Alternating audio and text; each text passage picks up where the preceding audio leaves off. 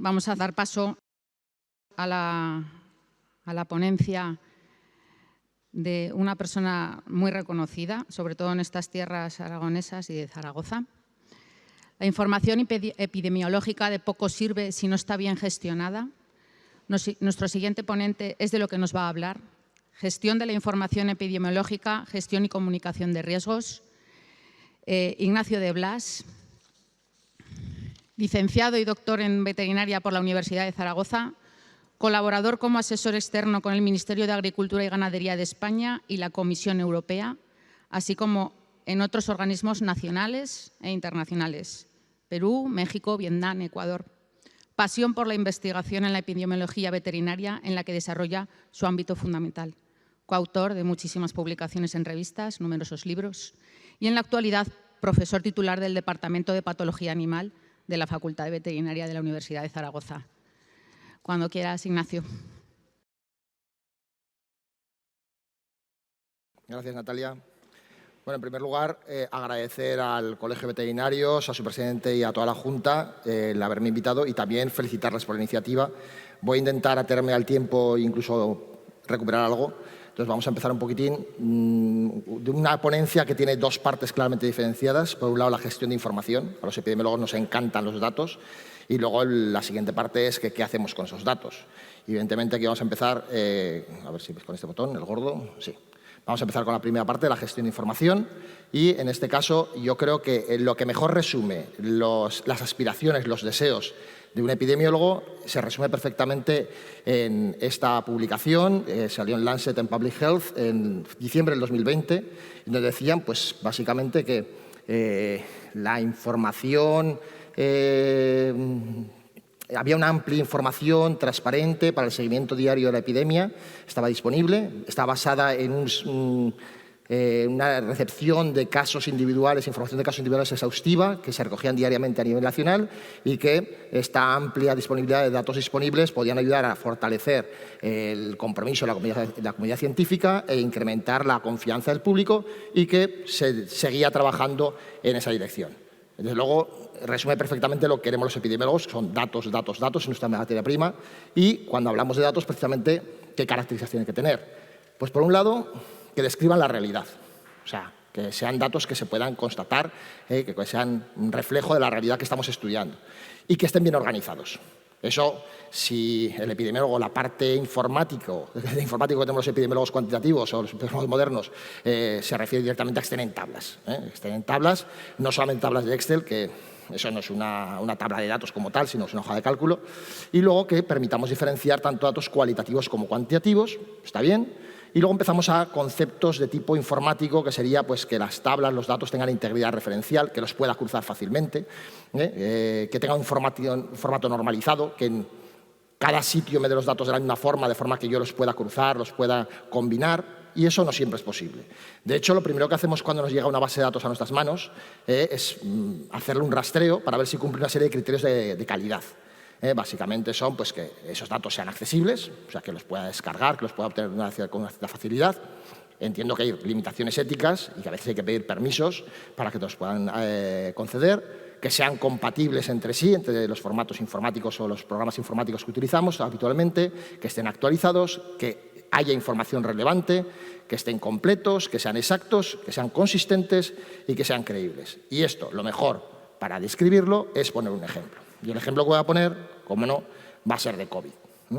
El Ministerio publica, en teoría, diariamente, pero a partir de julio de 2020, los fines de semana dejó de publicar. Aragón no, que siguió publicando, sigue publicando continuamente, incluso fin de semana.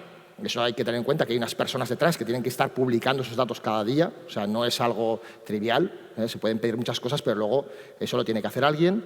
Luego esa publicación diaria ha pasado desde hace un par de meses, mes y medio, a martes y viernes, con lo cual ya vemos que la información continua pues ya no es así, y de hecho los fines de semana, pues Aragón creo que dejó publicar en junio del 2021, pero volvió a retomar el ritmo de publicación con la onda delta, y luego ya a partir de creo que fue octubre fue cuando los fines de semana no publicaba. Bueno, da igual, me da igual que lo tenga ese mismo día, que lo tenga el día siguiente o 3 días después.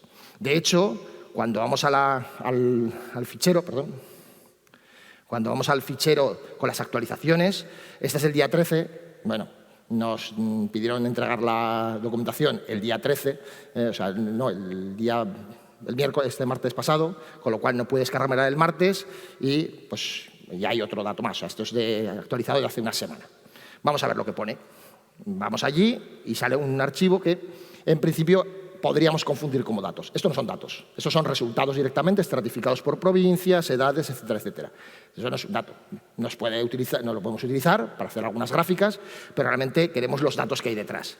Estamos hablando de 12 millones en el momento, 12.127.000 casos, y hay un botoncito que dice, pues aquí descargártelos. Muy bien, lo descargas y te informan, en el Carlos III, te informan pues, que hay una serie de datos que están descritos adecuadamente y que hay datos hasta el 28 de marzo, con lo cual ya no está actualizado, de toda la población de aquellas comunidades autónomas que lo van facilitando. Y que desde el 28 de marzo hay otro archivo nuevo, que es el de los mayores de 60, que está también incluido en el anterior. Y dices, bueno, y te da una serie de datos relevantes, bueno, el número de hospitalizaciones, el número de ingresos en UCI, se supone que son nuevas hospitalizaciones, número de funciones, agrupados por sexo, edad, provincia, residencia, ¿vale? Y agrupados por rangos de 10 en 10 años. Y dices, bueno, son datos, son interesantes, están bien, ¿son relevantes? Sí. ¿Falta alguno? Para mí sí. El número de altas hospitalizados diarias también sería interesante, porque sabiendo los que entran y los que salen, puedo saber cuántos hay. O sea, sin ese dato no lo tengo directamente como tal. Me tengo que fiar de los resultados que me dan los informes del Ministerio, que a su vez vienen de 17 comunidades autónomas, con lo cual tienen que ser compatibles las plataformas entre sí. Nos descargamos el fichero y aparece eso. Y dices, bueno, ¿es accesible? Bueno, accesible sí, me lo he descargado. ¿Compatible? Alguno diría, qué horror, ¿no? Es un texto plano que en el Excel te hace una cosa así. Sí, es completamente compatible. Esta cosa tan fea es compatible. Sigue lo que es el formato CSV, que es un formato que en informática llevamos décadas utilizándolo. Te permite acumular toda la información que quieras y son los campos separados por comas. Realmente sería mejor por punto y coma, porque la coma y el punto decimal se confunden en algunos archivos. El formato de la fecha, año, mes, día, con guioncito, puede inducir a confusión, pero si los ordenadores se los dices cómo hacen las pautas, te lo hacen perfectamente. Con lo cual, además te da una descripción de las variables, perfecto. Están actualizados, son relevantes, bien, hasta ahí vamos bien. Seguimos contestando preguntas. ¿Son completos?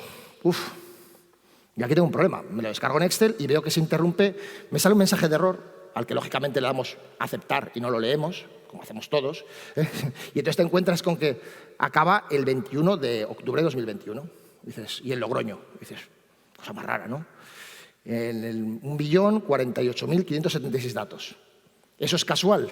No, eso es 2 elevado a 20. El límite de filas que te admite Excel es 2 elevado a 20, no puedes más, con lo cual hemos desbordado. Solución, lo abrimos con una base de datos. Con una de juguete, como puede ser Access, que te lo deja, evidentemente para hacer Big Data no te sirve, pero para jugar con estos datos sirve. Y ya hay 1.367.000 filas.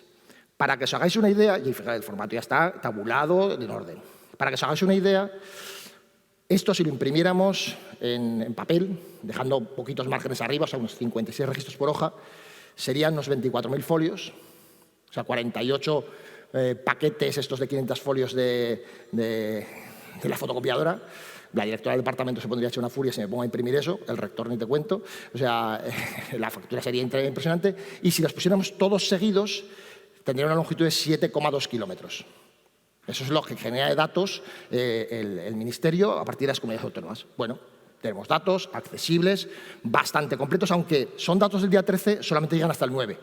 ¿Actualizados? Sí. O sea, no podemos pedir el tiempo real en un momento donde el resto de las enfermedades te las dan mensualmente o semanalmente en los boletines epidemiológicos. ¿Exactos?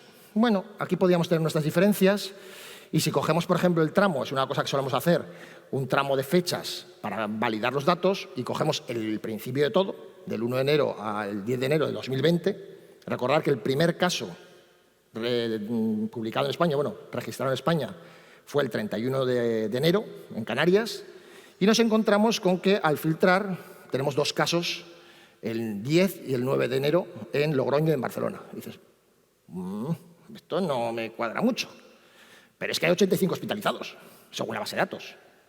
Dices, esto me cuadra menos, o sea, 18 hospitalizados en Tarragona, hombres de más de 80, el 2 de enero. Y incluso hay 3 en UCI, no hay ninguno muerto. Dices, bueno, seguramente es un problema de datos que seguramente está asociado con el tema de la fecha. Al respecto, pues una pequeña anécdota. Nosotros hicimos un estudio, una tesis doctoral sobre mosca negra. Nos cedieron los datos muy amablemente el Servicio de Salud Pública del Gobierno de Aragón. Hicimos la solicitud a través del CEICA, o sea, el Comité Ético de Investigación de la Comunidad Autónoma de Aragón, y nos pasaban los datos de todos los casos compatibles con el GRD, con el Grupo de Reconocimiento y Diagnóstico, compatible con picadura de insecto. Ahí tuvimos que hacer un filtro de quitar todo lo que podían ser avispas, arañas y demás, para quedarnos con las picaduras de mosca negra, lo que era compatible con mosca negra tanto en atención primaria como en hospitalizados. Y empezamos a revisar los datos. Lo primero, lógicamente, es describir la población. Empezamos a describir las edades de los individuos que habían sido picados y encontramos una distribución, lo normal que encontramos en biología, una distribución, lógicamente, no normal. En biología la distribución normal es la menos normal de las distribuciones, típica distribución de Poisson, donde crece mucho al principio y va bajando y de repente, ¡pum!, una joroba al final, entre los 100 y 115 años. Y dijimos, 115 años, miramos, edad máxima en España 113, muy raro, y además muchos. A lo mejor tenemos aquí un núcleo de centenarios y no nos hemos enterado. Miramos y estaban concentrados en 3 zonas básicas de salud. Creo que una era Casetas o Utepo, no estoy muy seguro ahora, pero eran 3 zonas básicas de salud. ¿Qué estaba ocurriendo? Eran picaduras del año 2015 y cuando veías la edad ponía que estaban nacidos en el año 1900. No eran nacidos en el año 1900, eran nacidos en el año 2000. ¿Qué había ocurrido? En los ordenadores de esas zonas básicas de salud estaba configurada la fecha para que meter solamente las últimas cifras. Ahora lo metes y asumes que es 2022, 2015, 2008. Ahí asumían que eran 1908, 1907 y claro, salían 100 años de más. Entonces todo ese pelotón que había al final eran gente joven. Algo pasó similar con un incremento de mortalidad en niños en España y también fue por un cambio en la codificación, que eran personas centenarias que por un cambio en la fecha salían en una categoría como niño en vez de como personas mayores. Entonces ahí también hubo una pequeña polémica porque nos acusaban de tener la mortalidad infantil más alta del mundo y no era cierto. Seguimos jugando con los datos y ¿consistentes? Bueno, vamos a ver si son consistentes. El Gobierno de Aragón tiene varias páginas web del portal de transparencia, del portal COVID. La verdad es que yo me lo paso la mar de bien jugando cada vez que publican datos. O sea, estamos dando al F5 continuamente, según qué horas. Descargamos y tienen unos datos y vamos a ver si eso coincide lo del día 11, porque el día 13 corresponde a los datos notificados hasta el día 11 del 5. Comprobamos y vemos que hay una ligera inconsistencia. Es decir, en el informe del Ministerio aparecen 2.000 casos menos, y en el caso de los fallecidos aparecen 140 más. ¿Es grave? No, yo creo que no. En el primer caso es un error del 0,5%, el otro lado es una desviación del 2%, entra dentro de lo lógico. Aragón se ha caracterizado, y no es porque esté Francis aquí haciendo la pelota, o sea, cuando ha habido una cosa mal se lo hemos dicho y cuando no, también. O sea, que hay que decir las cosas y tal, pero es una incongruencia mínima y Aragón se ha caracterizado por dar unos datos bastante rápidos, transparentes, sin retrasos. De otras comunidades autónomas prefiero no hablar, pero en nuestro caso yo creo que esa discrepancia entra dentro de lo normal. Seguimos mirando y podemos ver consistencia de otros países a través del World of Data. Vemos ahí datos que vienen del Johns Hopkins y vemos, pues, por ejemplo, las curvas de datos de Alemania y Suecia y vemos que Suecia de repente cayó espectacularmente en los casos, prácticamente lo tiene, pero sin embargo no nos da datos de admisión en UCI. Los datos de pacientes en UCI y hospitalizados dejaron de darlos hace 2 meses, con lo cual en Suecia no hay casos. El modelo sueco es no informar. Directamente decidió no muestrear porque se habían gastado 2.000 millones de euros en diagnóstico. Ya nos hemos gastado mucho. Extrapolando la población de Suecia, que son los 10 millones, nosotros somos 40 y tantos, nosotros hemos gastado pues 4 o 5 veces más. Y además, como hemos tenido más casos, más todavía. O sea, nos hemos gastado pues unos 10.000, 12.000. Más o menos con lo que nos ha gastado España, Italia, Francia y Alemania, nos da para comprar Twitter. 40 y tantos mil millones de euros, o sea, eso es lo que nos hemos gastado 2 años en 4 países en pruebas diagnósticas. Bueno, son cosas que hay que tener en cuenta. Hay un problema y es que a veces cambian los criterios. Y sabéis a lo que me refiero. se ha caído directamente, no estamos buscando más que en población vulnerable, con lo cual la incidencia de las últimas semanas no es comparable con lo que había anteriormente. Quizás sí la de las curvas de los mayores, que ya están en franca remisión en Aragón, por lo menos, algo es algo, y también han empezado a caer los hospitalizados, con lo cual esta octava ondita ya está acabando, al menos en Aragón. Es que en Aragón vamos por la octava, para los que sean de fuera, vamos con una o dos más de adelanto que el resto. Pero pasó algo similar, por ejemplo, con la letalidad por causa de diabetes en Estados Unidos. De repente cayó drásticamente, tanto en hombres como en mujeres, las tasas de mortalidad por diabetes. ¿Qué ocurrió? Empezaron a distinguir entre muertos por diabetes y muertos con diabetes. ¿Vale? Polémica que ahora es muertos con COVID, muertos por COVID. Son ejemplos que están en el Gordis, en la cuarta edición, la quinta salen también. Y hay otro ejemplo que es el contrario. En el año 93 cambia el criterio de vigilancia de caso para vigilancia de SIDA en Estados Unidos y aumenta drásticamente. Cambia la técnica diagnóstica y tal, y entonces a partir de ese momento aumenta. Luego empieza la fase de regresión. Afortunadamente ese cambio permitió detectar muchos portadores y, por tanto, poner medidas de precaución preventivas para evitar que se siga extendiendo la epidemia y realmente empezó a bajar, a partir de ese cambio de criterio, empezó a bajar bastante. Bueno, hasta aquí la primera parte, voy más o menos bien en tiempo, voy con la segunda. La segunda es un poco más aburrida. El tema de la gestión y la comunicación de riesgos, realmente yo lo que voy a utilizar es como ejemplo una cosa muy clara que otros ponentes anteriores lo han dicho. ¿Por qué vamos a gestionar el riesgo? ¿Cómo se consiste en las agencias de riesgo? Básicamente es porque cuando aparece un brote de enfermedad que puede provocar una epidemia, va a conllevar importantes costes tanto económicos como ecológicos. Diréis, sanitarios, bajas laborales, etcétera, etcétera, son costes económicos a la larga. Si alguien se muere, alguien deja de trabajar, tengo un gasto hospitalario, es un coste económico. ¿Qué ocurrió en el caso de sanidad animal? Pues que algunas de estas enfermedades podían ser, precisamente por sus pérdidas económicas, podían ser utilizadas para bloquear el comercio internacional. Ante esa situación, la Organización Mundial de Comercio decidió pues, que había que poner reglas del juego, publicaron o aprobaron lo que son los acuerdos SPS, los acuerdos de medidas sanitarias y fitosanitarias, en la ronda de Uruguay, creo que es en el 1998, aunque creo que se firman en Marruecos, sí, en Marruecos, que se firman en Marrakech, finalmente. Y en esos acuerdos lo que establecen es que hay un árbitro para todo el tema de gestión de riesgo, importación y exportación de animales y sus productos, que es la OIE. Entonces, por lo tanto, la OIE es la que va a marcar la diferencia, la relación en las reglas del juego en este comercio internacional, como Juan Manuel estuvo contando ayer.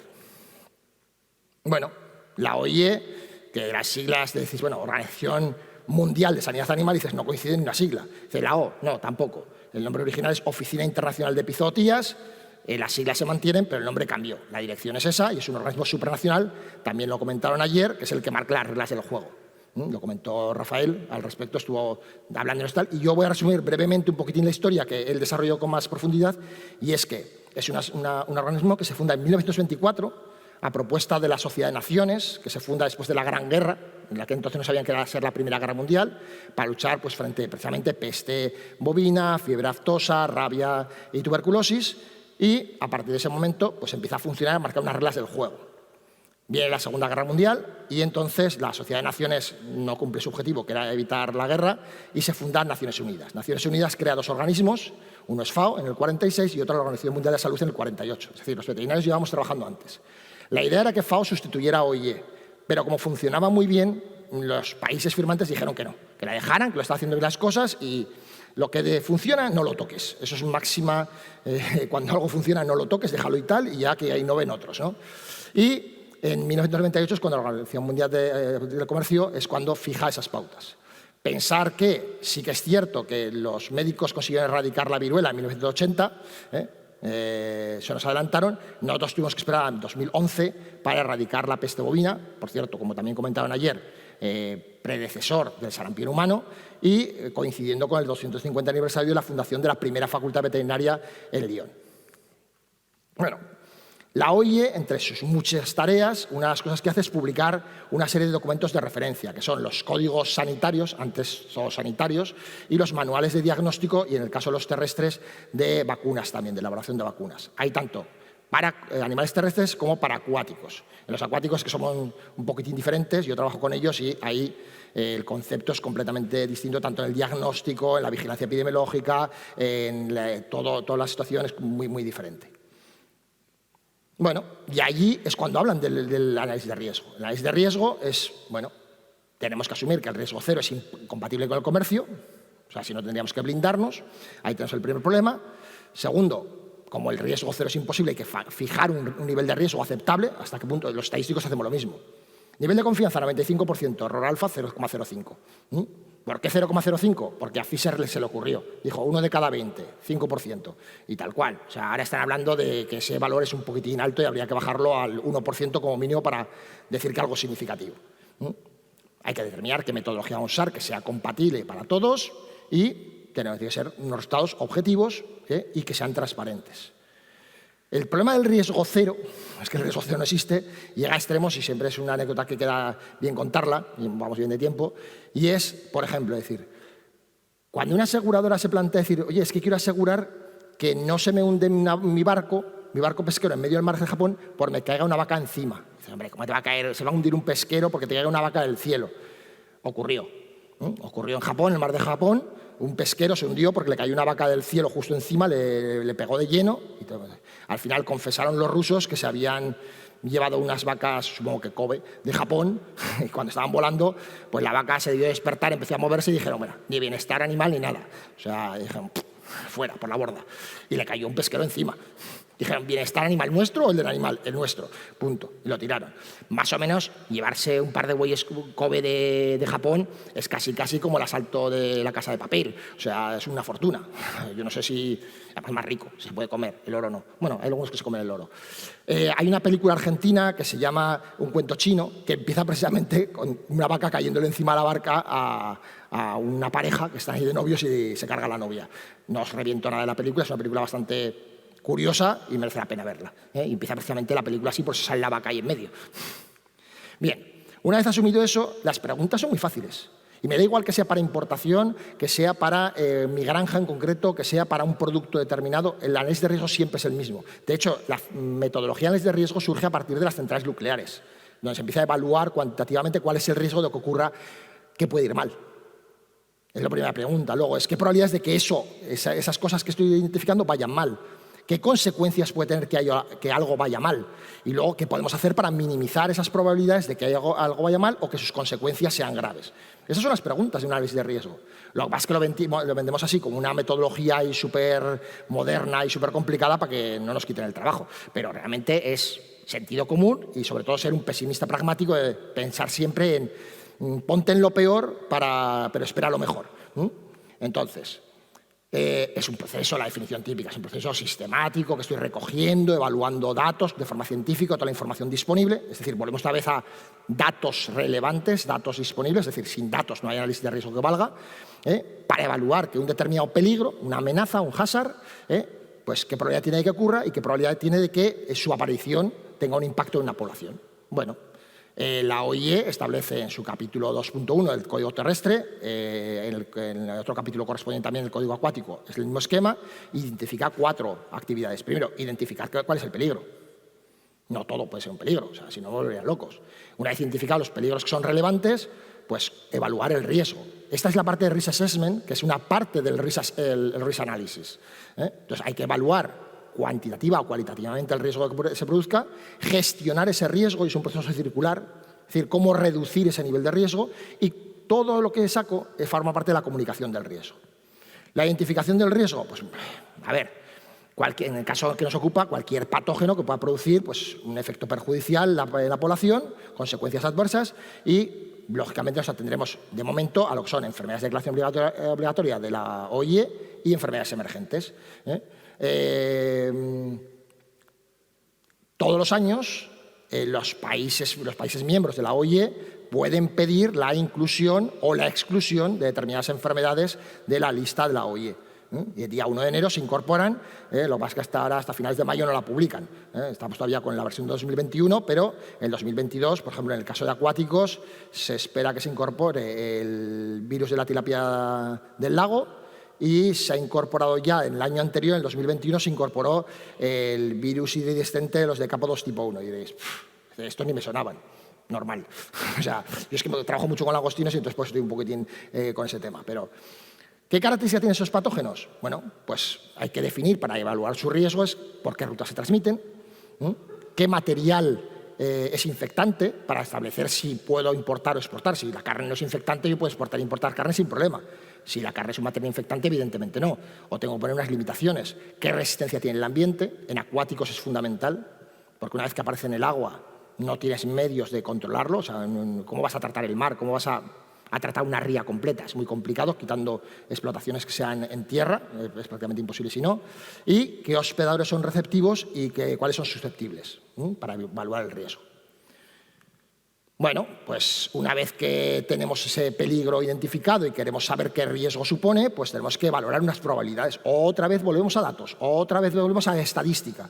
Y esa probabilidad vamos a tener que evaluar en varios niveles, es decir, que se introduzca en mi población, que se pueda establecer y qué consecuencias va a tener.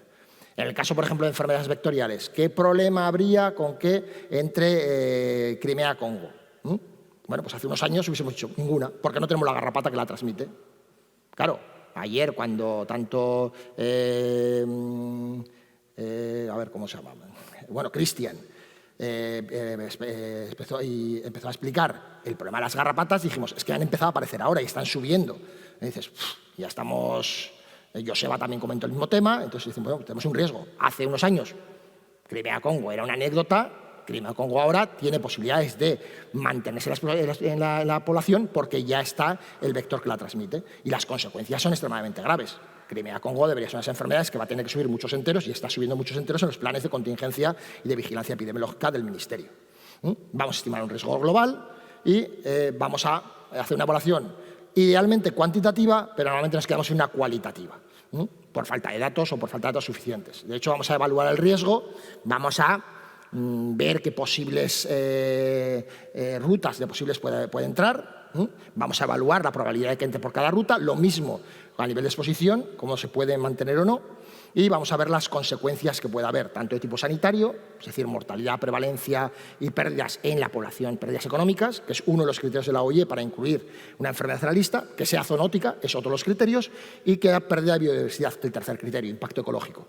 Además, pues contaminación de ecosistemas que hacen que a lo mejor sea inviable producir en ese territorio o en ese cuerpo de agua una especie porque ya está contaminada y no se puede limpiar, no se puede desinfectar, y pues todas las consecuencias económicas del coste de control, de erradicación, de vigilancia y las consecuencias de cierre de mercados que comentaba Juan Manuel el otro día.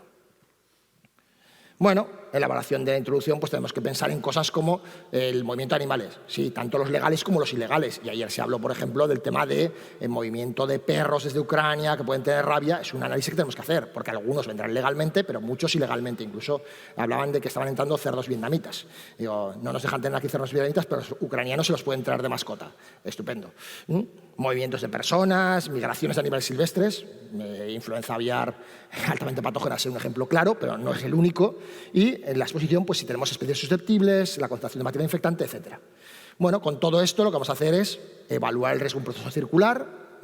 Vamos a ir evaluando. Normalmente en la recogida de datos, los datos vamos a hacer una evaluación cualitativa. Lo ideal es una evaluación cuantitativa, pero nunca se llega a eso, o muy pocas veces se llega a eso. Problema, que el modelo de evaluación de riesgo introduce muchos factores de incertidumbre. O bien porque nos falta conocimiento de la enfermedad y de lo que no sabemos si una especie es susceptible, no podemos calcular el riesgo, y luego porque a veces hay ausencia de datos. Esa incertidumbre, a nivel de análisis de riesgo, se supone siempre que es el máximo riesgo. ¿Tú tienes el vector? No lo sé, pues el máximo riesgo. Oye, entonces me estás poniendo potencialmente un nivel de riesgo muy alto. ¿Quieres reducirlo? Investiga el vector. Si lo tienes, te bajo el riesgo, y si no lo tienes, te lo subo, te lo mantengo. ¿Vale? Y aparte los modelos son poco precisos, dan muchos problemas. Bueno, vamos a gestionar el riesgo. Es decir, vamos a ver qué medidas vamos a aplicar a esos riesgos que hemos identificado, pero que además que no nos perjudiquen, o sea, que no sean costosos y que sean viables y que sean posibles de implementar. Entonces vamos a tener que establecer un equilibrio entre yo quiero minimizar mi riesgo, pero yo tengo que cumplir con unos estándares de importación, unos estándares de bioseguridad. Entonces aquí estamos en un análisis de coste-beneficio que es fundamental en este tipo de análisis. Dentro de la gestión del riesgo, el tema de la bioseguridad es clave. Es decir, yo tengo que reducir factores de riesgo con medidas preventivas, con política sanitaria, consigo bajar mi nivel de riesgo de introducción, pero también tengo que tener medidas para minimizar las consecuencias. Es decir, tengo que tener unos planes de contingencia. O sea, no se pueden improvisar de un día para otro, aunque estamos acostumbrados a que esto ocurra continuamente. ¡Ay, que me ha aparecido no sé qué enfermedad! ¿Y ahora qué hacemos? Improvisar. No, o sea, pero debería haber planes de contingencia para muchas enfermedades que se consideran riesgos emergentes y que son importantes. Y en la parte de comunicación de riesgo es muy fácil. Todos tienen que estar involucrados, tiene que ser un intercambio dinámico, tiene que estar interactivo, de forma continuada, que sea transparente, que todo el mundo pueda acceder, todas las partes involucradas puedan participar en este proceso para proporcionar datos, para recabar opiniones, porque muchas veces tú dices, yo voy a hacer esto, y el sector dice, eso es imposible. Lo que me estás proponiendo es imposible, o sea, consúltanos primero. Hay que compartir hipótesis, hay que evaluar la incertidumbre del modelo que comentábamos antes, hay que comunicar a todos los interesados los resultados de análisis de riesgo para saber si estás en riesgo alto o bajo para tomar unas medidas u otras. Entonces, todo esto va un poquitín asociado. Ejemplos de comunicación de riesgo, pues por ejemplo tenemos en la OIE, que han cambiado recientemente la página web, pues el listado del informe de brotes. La APP ahora no funciona, pero han prometido que en breve volverá a funcionar. Entonces tú puedes notificar la enfermedad que tú quieras, recibir notificaciones de todos los brotes que aparecen y las puedes hacer con un buscador. El mapa de la OIE, bueno, puedes buscar una enfermedad a través del WAGIS, es el sistema de información mundial de sanidad animal, y puedes ver el listado de los países que están afectados, pero el mapa nuevo ya lo desglosa por comarcas, incluso por regiones. Ahí tenemos el mapa actualizado de peste porcina africana, donde se ve que en Italia el brote de Roma ya está incluido incluso, y ahí en medio hay una isla en medio de todo lo rojo, que es Bielorrusia, que directamente pasa de notificar y no cumple con sus compromisos. No es que los jabalíes no quieran entrar en Bielorrusia porque se los comen, no, es que directamente no notifican y asunto resuelto. Es un problema gordo. Además, ahí están también los de República Dominicana, los de Haití, ahí han saltado últimamente, estos son los datos de... Pero van con retraso. O sea, tú buscas datos del 2022, no están.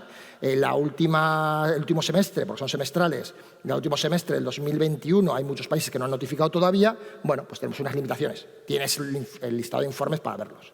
Y para finalizar, hasta que voy cumpliendo el horario, podemos ver otros sitios, otras fuentes de información donde comunican el riesgo. Por ejemplo, ahí tenemos los mapas que publica el ECDC, el Centro Europeo de Control y Prevención de Enfermedades, donde en el caso de enfermedades vectoriales te está describiendo poblaciones, por ejemplo, en este caso del mosquito tigre, de Albopictus, y están actualizados países, zonas, regiones que están libres, zonas donde está introducido pero no está muy extendido y zonas que son realmente positivas. ¿Qué pasa? Que cuando nos llega una enfermedad tipo dengue, que el Albopictus es uno de los vectores más competentes que hay para ello, pues entonces dices, uy, si me aparece en Galicia no tengo mucho problema, pero si me aparece en Aragón o en Cataluña, tengo que montar un programa para controlar también el vector. La posibilidad de que se extienda y se propague la enfermedad es mucho más alta, o existe, mientras que en Galicia hoy por hoy pues no sería muy alta, aunque hay algún puntito por el norte de Portugal que no invita a la esperanza. Pero toda esta información lo tenemos para distintos vectores de enfermedad, que incluso las garrapatas también tienen un apartado para garrapatas. Y con eso termino, con lo cual me ajusto bastante bien, he recuperado tiempo. Casi llegamos.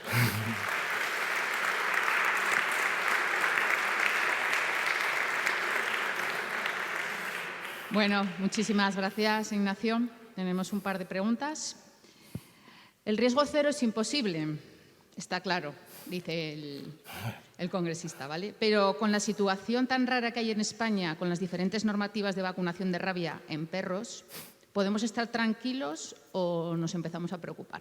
Bueno, esto es lo de siempre, hay que analizar las vías de entrada. Entonces, según las vías de entrada que se estimen, pues puedes evaluar el riesgo o no. Por ejemplo, una vía de entrada que no se había considerado hace 4 días era la migración masiva de ucranianos de una zona que es endémica, que está teniendo 1.000, 2.000 casos notificados al año de rabia, no solamente en perros, sino también en gato, en fauna silvestre, en caballo, incluso en cerdo han tenido casos de rabia y tal, o sea, en rumiantes y tal. Y el problema es que aparece. Claro, van a llegar no solamente a las comunidades vacunadas. Entonces, sobre el papel, en el escenario estático, el no vacunar en algunos sitios podría estar incluso justificado. Llevamos desde los años 70 sin ningún caso, excepto uno que ha aparecido por ahí, pero en la situación actual dirías, uy, Ahora a lo mejor hay que darse prisa. Entonces, bueno, es una situación que es cambiante y lo que decía, la evaluación de riesgo tiene que ser iterativa y a lo mejor hay que replantearse algunas cosas.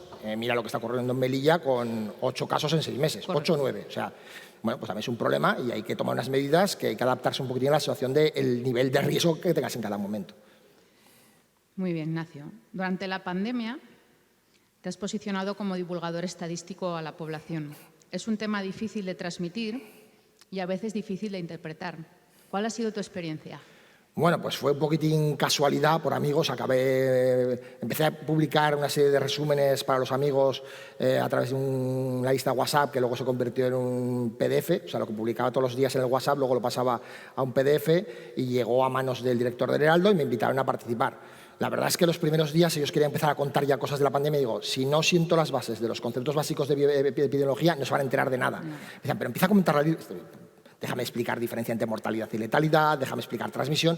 Bueno, pues fue un poco complicado, fueron 67 días consecutivos menos el Viernes Santo y fue todo un desafío y la verdad para mí ha sido una experiencia muy buena porque todos los días a las 11:30 de la noche tener que entregar 3.000 palabras cuadradas porque si no el director de cierre de edición te cortaba el cuello y ahí está ahí con Mariano ahí. Mariano, mira a ver, sí, te he quitado 2 palabras y tal, y digo, venga, de acuerdo. Y fue pues una experiencia apasionante, de verdad, y es complicado. Yo entiendo que es complicado bajar a determinados niveles, pero hay que establecer una base y luego ya se puede trabajar bastante bien. Muy bien. Pues muchísimas gracias. No hay más preguntas. Perfecto.